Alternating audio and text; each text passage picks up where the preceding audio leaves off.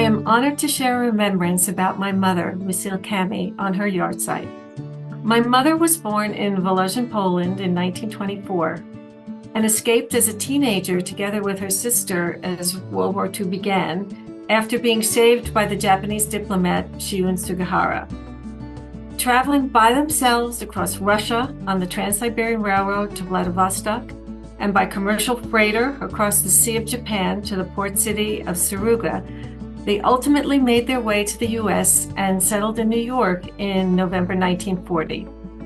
She soon met a handsome young man of Sephardic heritage named Max Camhi, who fell madly in love with this Ashkenazi Litvak the moment he set eyes on her.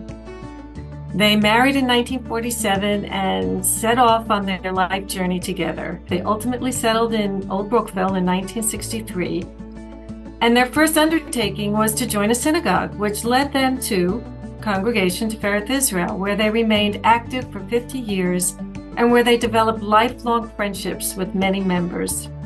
My mom was an exceptional woman in every way.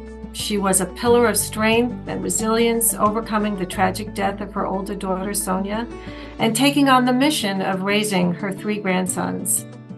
She came from the humblest of beginnings, but exuded elegance and grace and style, and was known as a homemaker extraordinaire.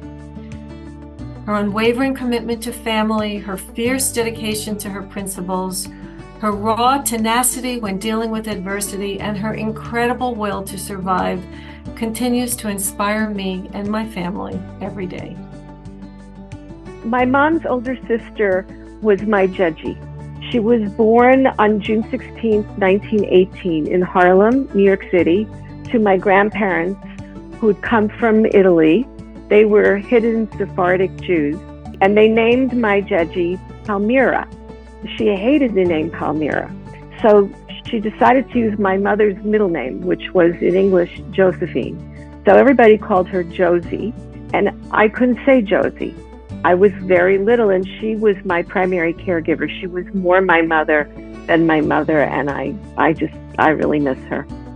So I couldn't say Josie, so I said Jogee. And that quickly became that she was my Jogee. Like people would say, this is my mommy, this is my Jogee. Though she was married, she wasn't able to have any children. And she loved me as if I was her very own baby and took care of me until I was 4. And my mother and my aunt really actually had a big fight about this because I didn't know who my mother was. So my mom decided to stay home with me. And I saw less of my aunt, but I still saw her a lot. And we were close until she died. Jogee was 4'11" and a bundle of energy.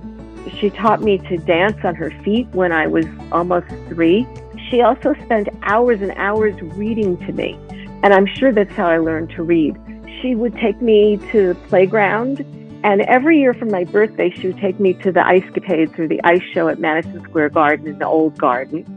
She showed me how to use makeup. I used to love watching her put on her face, as she called it, sitting at the table. And she taught me how to cook a lot of foods that didn't have any recipes.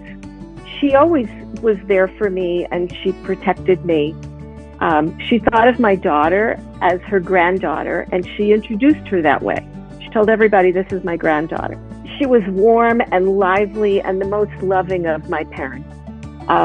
She died December 13th, 2012, when she had an unfortunate slip on the ice. She obviously was still going outside to do errands and go to the hair salon and wherever she was going, and she slipped and she hit her head on the ice. So she came to an untimely end at 94 and a half because she still had a lot of life and zest left in her. So I still miss her, but I think that her spirit is always near me. So that was my Jogee.